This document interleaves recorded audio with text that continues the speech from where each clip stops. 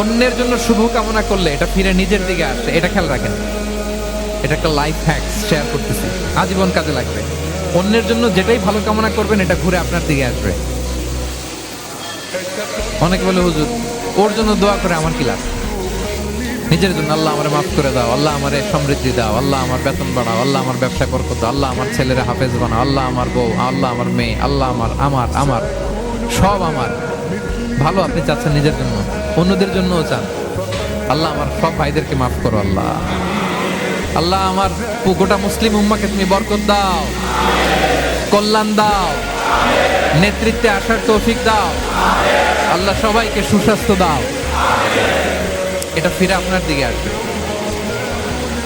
অন্যের জন্য শুভকামনা বহুগুণ বৃদ্ধি হয়ে নিজের দিকে রিটার্ন করে। বিষ্ণু সাল্লাল্লাহু এটাই বলেছেন, মা মিন আবদিন মুসলিমিন ইয়াদউ লিআখিহি বিযাহরিল গায়বি ইল্লা ক্বালা লাহুল মালাকু ওয়া লাকা বিমিসলিন।